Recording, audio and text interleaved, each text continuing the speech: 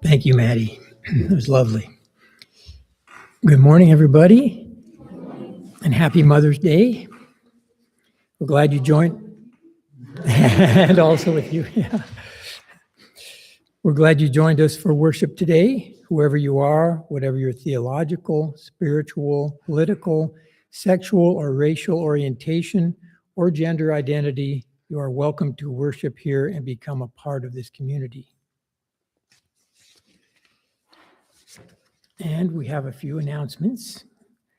I want to thank everybody who helped with the coffee house last night. We had a great performer and a good group there, and great performers during the open mic, and wonderful treats and food. So it was a good night.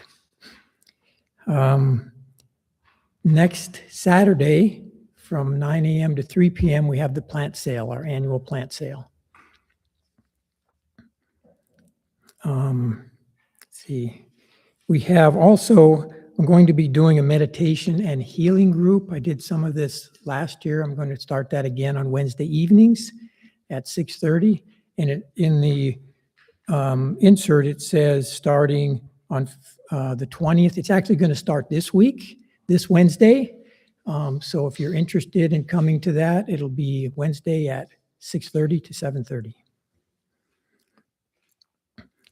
Any other announcements?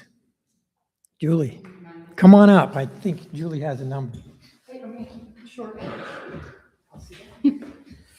Just a reminder, next Sunday after church, we're going to have a short coffee hour, and then we have our annual meeting.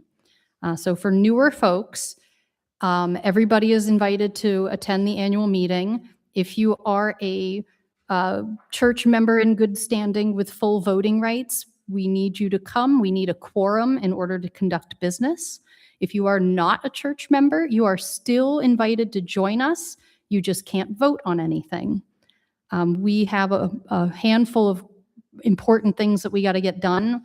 One is we are electing a new clerk. We are also electing a new assistant treasurer. Nobody has indicated that they are interested in the assistant treasurer position. It needs to be filled because that is the person that puts all the money in the bank. So if you can think of anybody, or if you yourself are interested in that position, please ask me or Lauren or Mike, and we'll give you a rundown of what it entails. It's really not that time intensive, but it is essential.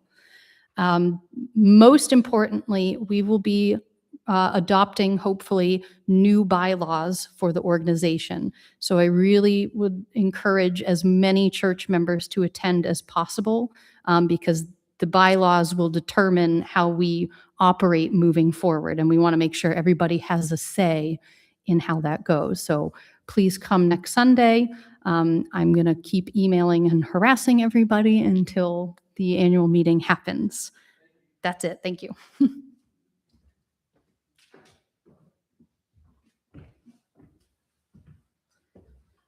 I would also like to add on to that, if you are not a member, but you are interested in becoming a member, please see me after the service.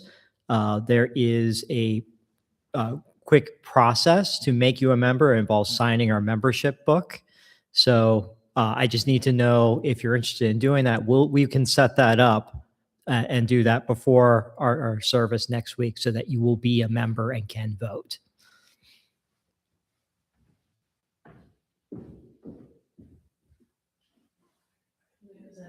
Any other announcements?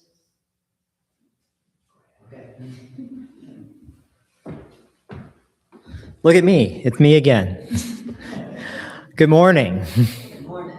Welcome. And Mike has already welcomed you, but welcome today to this Mother's Day service. I'd like to start with, for opening words, instead of just me, that it'll be everybody. It's a responsive reading. You'll find it in your gray hymnal, number 616. If you haven't done a responsive reading before, I'll read the, I don't want to say the normal text. That makes it sound like the italicized text is abnormal. Regular, I'll read the regular text, and then you all join in on the italics. 616.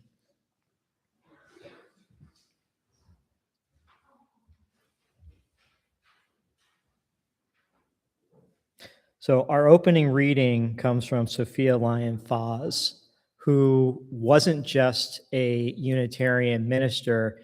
She was the editor of the New Beacon religious education curriculum back in the 1940s. So she changed the way that we teach children in this church. She was also the mother of 5 children. For so the children come, and so they have been coming. Always in the same way they come. No angels herald their beginnings. No prophets predict their future courses. No wise men see a star to show where to find the babe that must save mankind. Yet each night a child is born is a holy night. Fathers and mothers sit inside their children's cribs, feel glory inside of life. They ask, where and how will this new life end? Or will it ever end? Each night the child is born is a holy night, a time for singing, a time for wondering, a time for worship. Mike, would you like to light the chalice? Please stand as you're willing and able for the lighting of the chalice. You'll find the chalice lighting words in your order of service.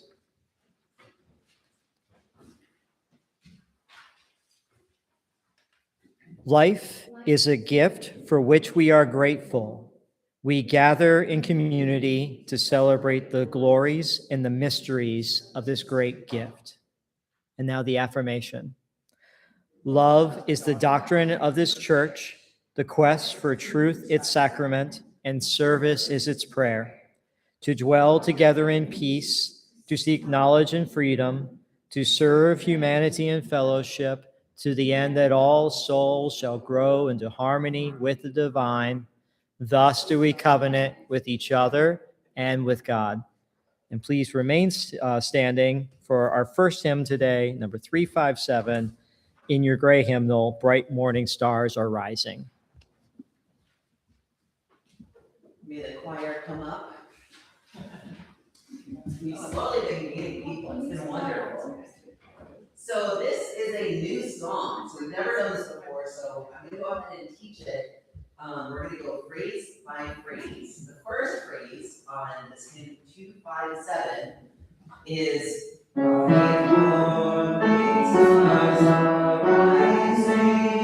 so everyone together. 1, 2. Bright morning stars are rising. All right, so the next part sounds like.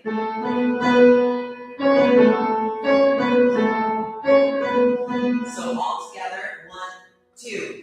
Bright morning stars are rising. So I'm going to put those 2 lines together. So we're going to do those first 2 phrases. So again, at the very beginning, bright morning stars. 1, 2. Bright morning stars are rising. Keep going. Bright morning stars are rising. And now here's the second part of the song. It sounds very similar. So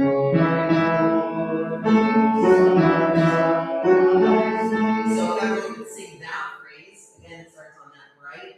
Bright morning stars are rising. And now we have this beautiful finale that sounds like.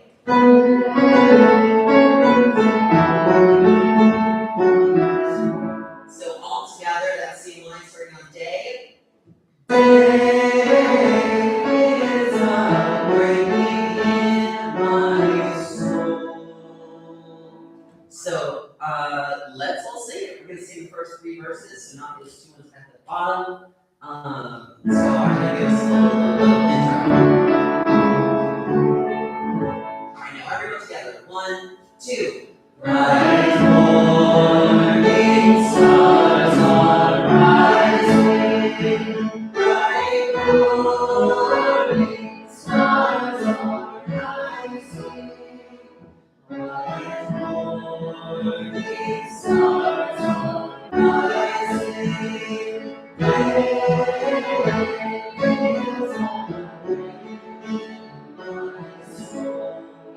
Second verse.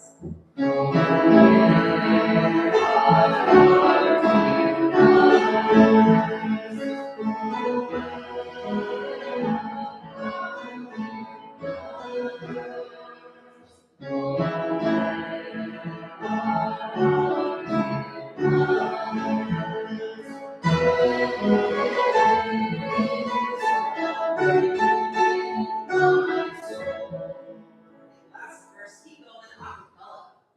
They are sowing seeds of gladness. They are sowing seeds of gladness. They are sowing seeds of gladness. Day is breaking in my soul. Beautiful. Thank you, everyone. That sounded beautiful.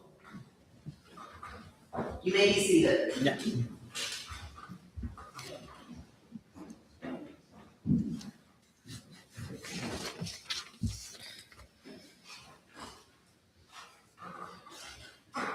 So, in lieu of a time for all ages, we'll move straight into joys and concerns.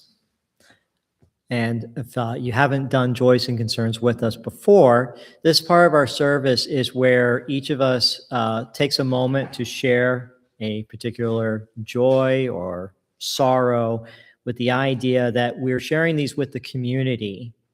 And then the community can take that moment to celebrate with you, commiserate with you. Maybe for certain things that are a little bit of both, kind of go, huh. And then afterwards at coffee hour, it gives kind of directs where we direct our care and attention and love.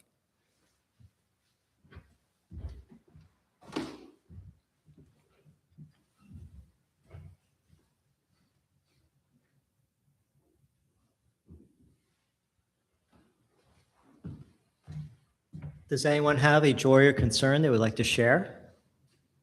Julie? A candle of joy for my dad, who just came back from 10 days in Ireland with one of his brothers. This is a trip my dad has wanted to take his entire adult life. Mike? A candle of concern for my daughter-in-law's mother, who is in hospice care and looks like just a couple of days left. No. Jessica?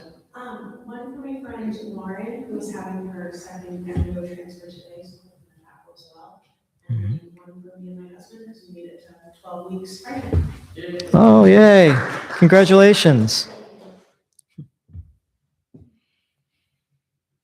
Maddie? Yeah, 2 candles of joy. One is, so my family visited and my brother let me know that he and his partner are moving in to a house together. And I didn't even know that they were moving, and apparently they're closing in weeks. And then a handful of joy that my family visited, and now they're gone. The house is cleaner than it's ever been. It was great. Did they clean it, or was that the result of your cleaning in advance of My them? cleaning in advance, and then my mom helped me weed. Susan? I have a mixture of joy and concern, and a couple of years ago, Jenny and I made this beautiful yellow wreath for my front door.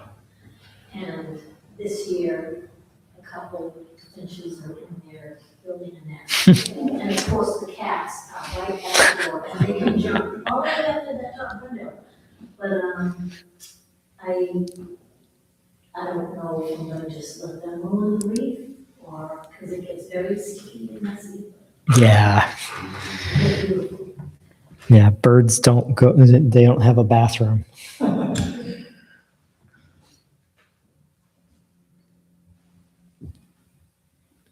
Lindy? I'm concerned for my friend Ro in her time of grief. She's lost her son.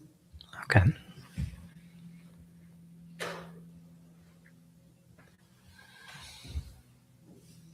Allison? Also next, a candle of concern for all the people who are mothers and fathers trying to conceive and who are in places or relationships where conceiving is not available, or with medical conditions and so on and so on. And a candle of joy for our egg donor and our wonderful team of scientists that brought up those 3 crazy kids that you guys are really glad are here today.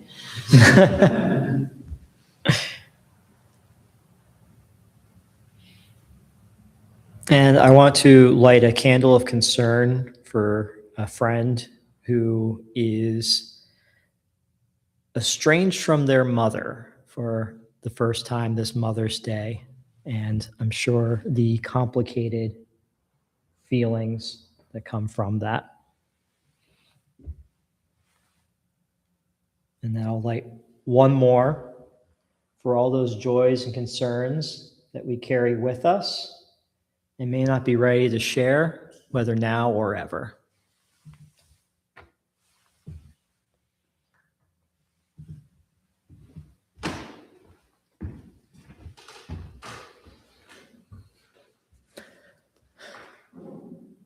Let's take a moment to observe our breath. If you want to close your eyes, you can. Try to relax. We'll start from the top. Start with your eyebrows. Relax your eyebrows.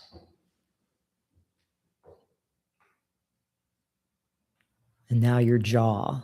Let your jaw unclench if it was clenched.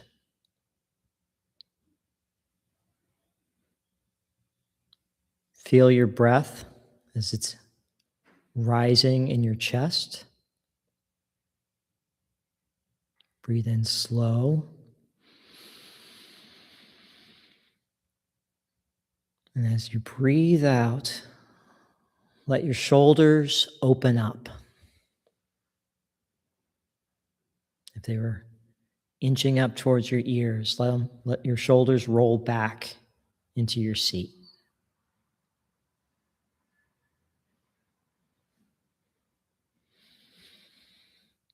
And keep breathing. Relax the lower back. Let that rest against the back of your chair.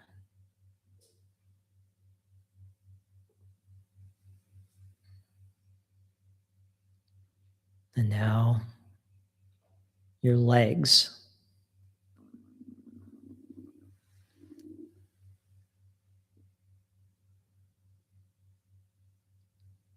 Take a second to find your hands. Let your fingers rest, stretch out a little.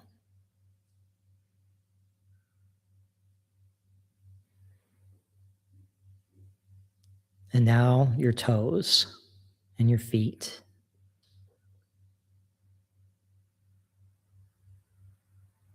Let them find the ground, and in so doing, ground you. We'll take 2 more breaths.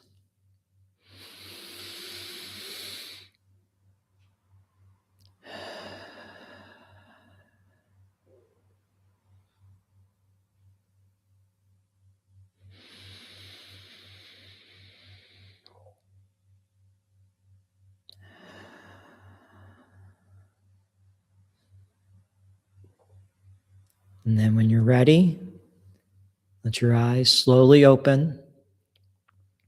Let the morning spring light that's coming through our windows in.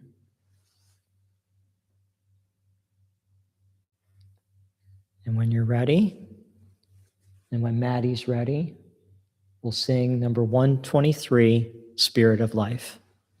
You can remain seated for this.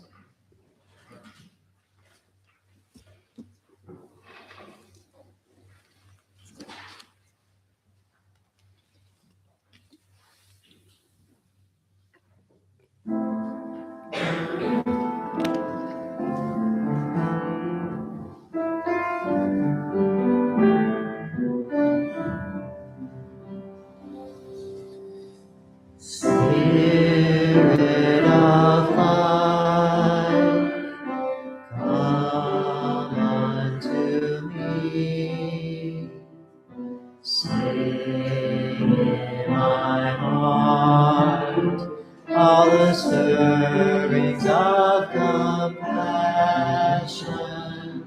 Blow in the wind, rise in the sea, move in the hand, giving life the shape of justice. Roots only close, wings set me free. Spirit of life, come to me, come to me.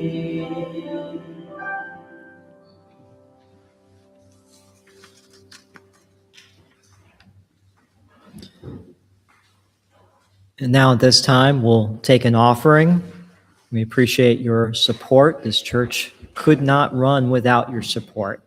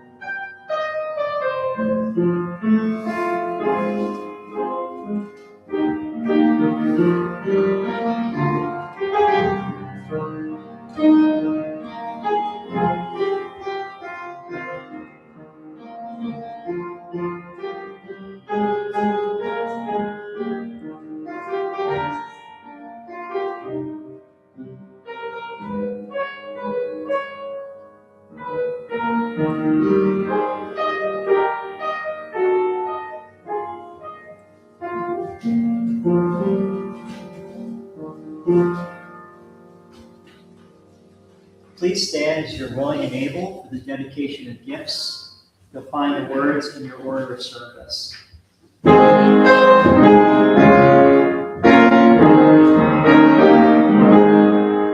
Spirit of truth, the light of power, we bring ourselves as gifts to thee.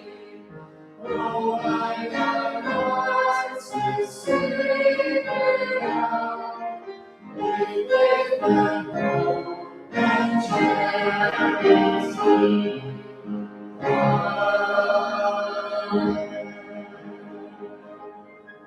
Thank you. Please be seated.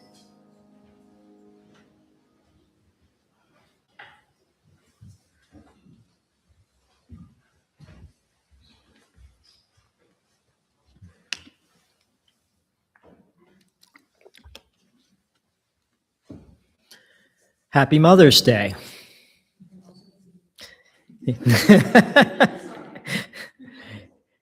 It kind of reminds me of, the thank you for your service that we sometimes say when we see a service member. And while many of us, I think, mean that genuinely, I think sometimes there's a little patronizing tone to it. And I feel like the same thing sometimes happens with Mother's Day.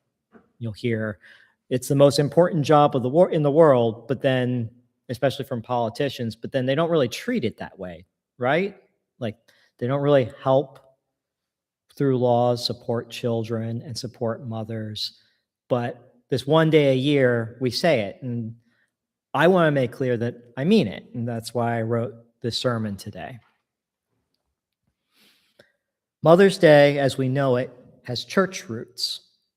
Though there were earlier attempts to create a Mother's Day, such as Julia Ward Howe's Mother's Day for Peace, the tradition that we officially carry forward today is a direct result of Anna Jarvis's celebration of mothers and, in particular, her mom, Ann Jarvis. And I have photos of them in the order of service to help keep track of Ann, the mother, and Anna, the daughter. Ann Jarvis, the mother, had spent her life as an activist as part of a Methodist church in what was then Virginia, but then became West Virginia. And as part of that, she organized mothers to care for sick and wounded both Union and Confederate soldiers during the Civil War. And this was fairly controversial at the time because this was the front lines of the war.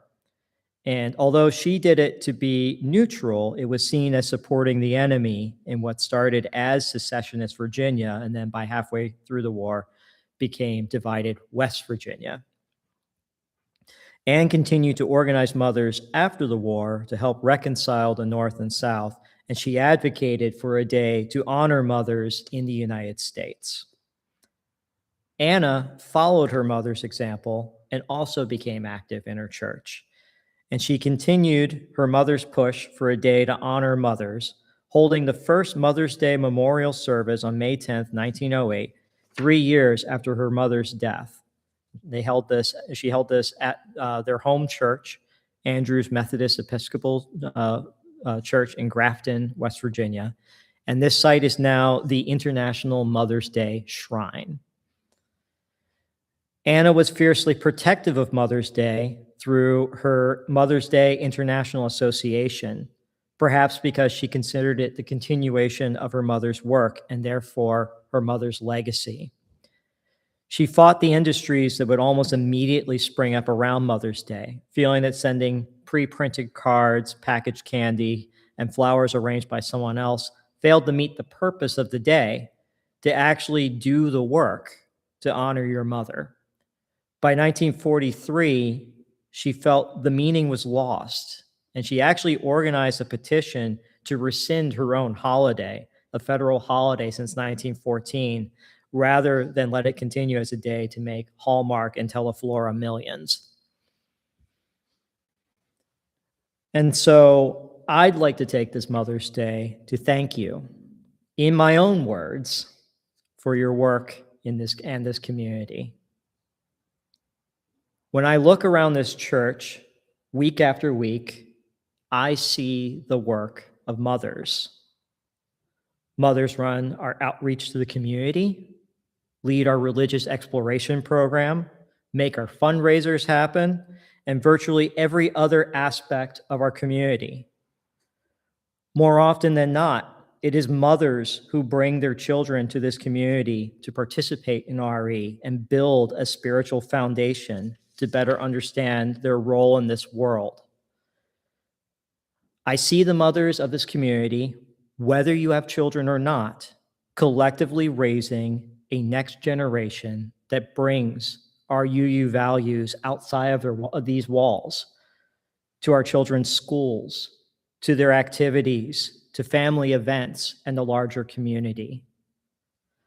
The mothers of this community live out loud the words of Sophia Lyon-Faz, from our opening words, who was the editor of Parents Magazine and, as an ordained Unitarian, the New Beacon series of RE curriculum.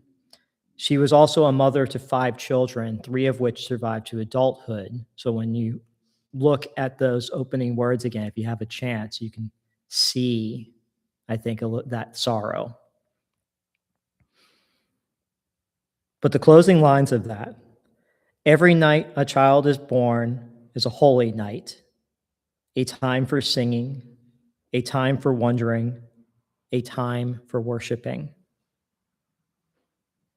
As Unitarian Universalists, we understand that every child is a part of this beloved community and therefore ours to protect, nourish, and love.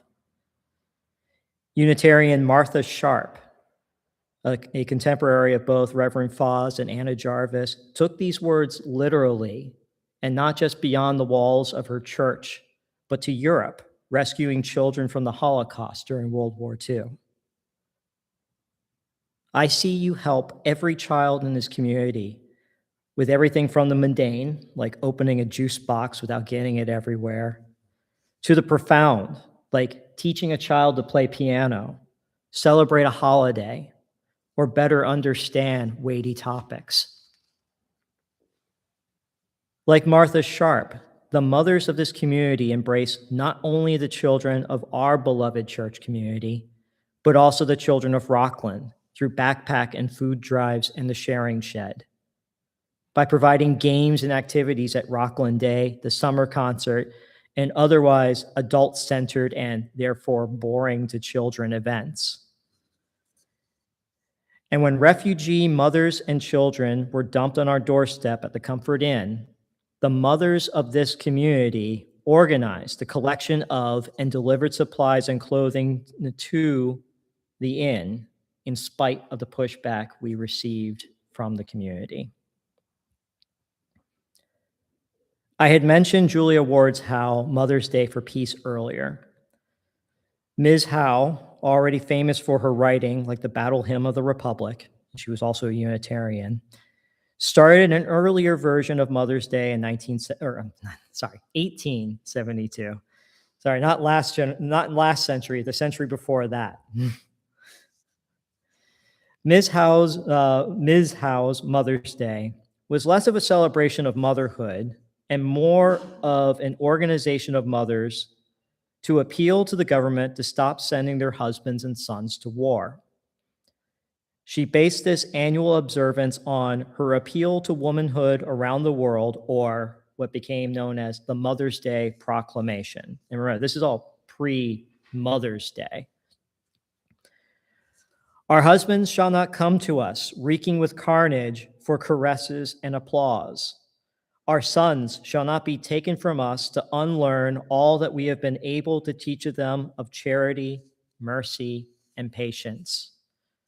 We women of one country will be too tender of those of another country to allow our sons to be trained to injure theirs. Other women, like Juliet Calhoun Blakely, used the idea of organizing mothers and observing a Mother's Day for political and social causes, like temperance and suffrage. Peace, temperance, and women's suffrage were all unpopular causes with the men who controlled government. And as a result, Ms. Howe's Mother's Day for Peace lasted about 10 years as a mostly self-organized event. The temperance movement simmered for decades, resulting in the eventual passage of the 18th Amendment in 1919, but then later repealed the 21st in 1933. Women did not get the right to vote in the United States until the 19th Amendment in 1920, and this right is continually under threat because of the positive changes that women including mothers, have made on this country with your political power. It was not until Anna Jarvis's Safer Mother's Day was proposed that men went along with it. And then what happened a year later? They made a Father's Day, because of course they did. I get why Anne was ready to walk away from it. But we need Mother's Day as much as we need mothers. It is when we ignore, sideline, or forget mothers, from our moms to the original goddesses to Mother Nature, that's where we screw everything up. And then, when it's always up to mothers to fix and clean up those screw-ups, we minimize those efforts and we move on to the next screw-up. Julia Ward Howe's Mother's Day was an attempt to remind men to think of mothers when making decisions. We've learned since then that men need more than reminders. We need to cut out the middlemen, literally, and put more mothers in power and more women in power. And the men who are fortunate enough to share their lives with those women, well, we must pick up our end of that domestic bargain. We can't make women run the country and the home too. We need Mother's Day not just to celebrate mothers, but to remind all of us, children of mothers, partners to mothers, that moms need more than a day off. Because is it ever really the whole day? We should use this day to remember everything mothers do for us, not just raising children, but what they do between those times, what you do for our community, what you do, often in spite of belittlement, indifference, scorn, and sometimes abuse. And as we tally that all up, we should all ask ourselves, are we, the recipients of mother's love, doing enough?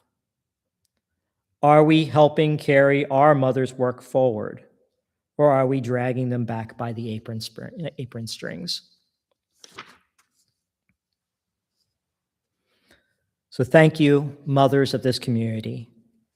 And again, I mean those of you with children and those who help raise our children. This church is a church of mothers, and I suspect it always has been.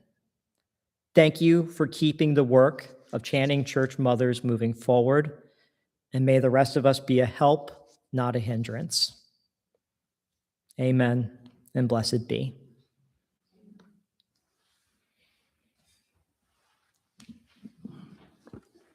Our closing words. Oh, I'm sorry, we have a hymn.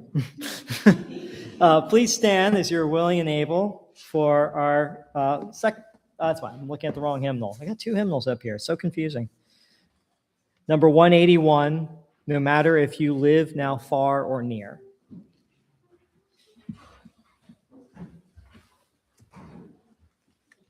All right, we got one more new song. So we're gonna have one last choir practice to end the day. Sorry. This one sounds like.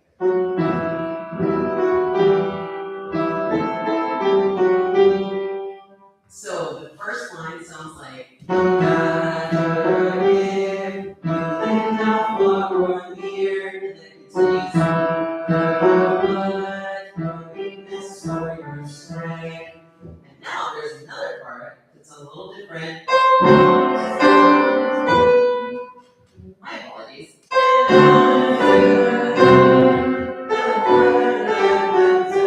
Let's look at that together so I can get another chance.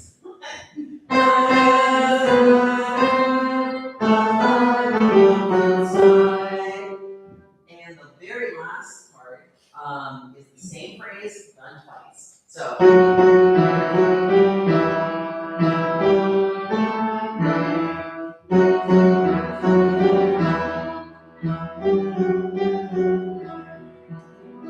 right, everyone got it memorized? Perfect. All right. the beginning. I think we got this.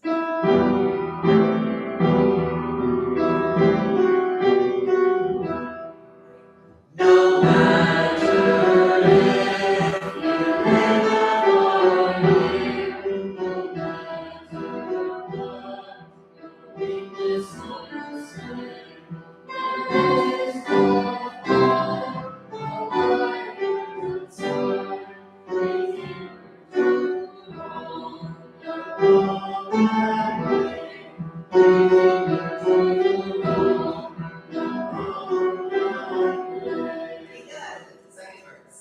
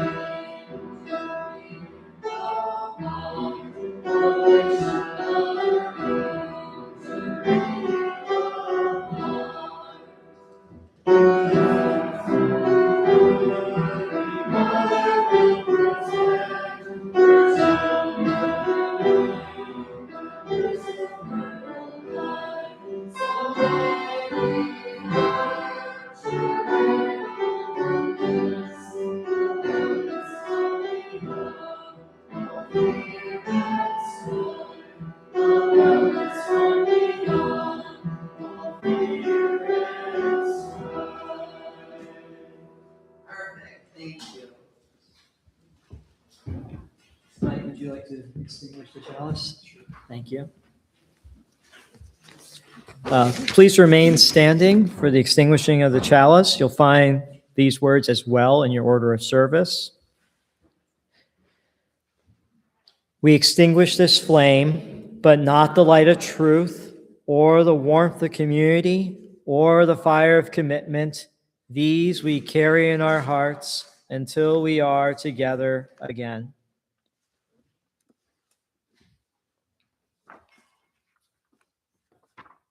Our closing words come from the Native American spiritual leader, Starhawk.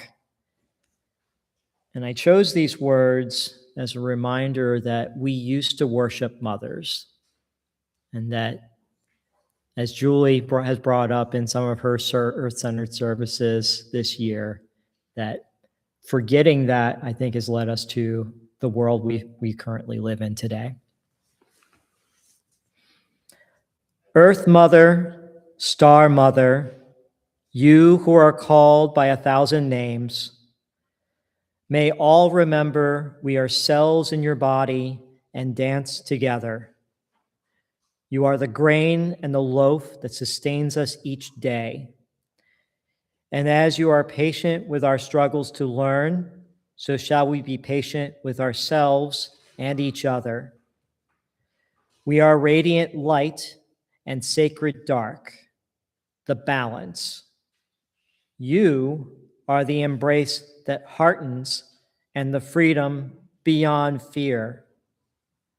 Within you, we are born, we grow, live, and die. You bring us around the circle to rebirth. Within us, you dance forever.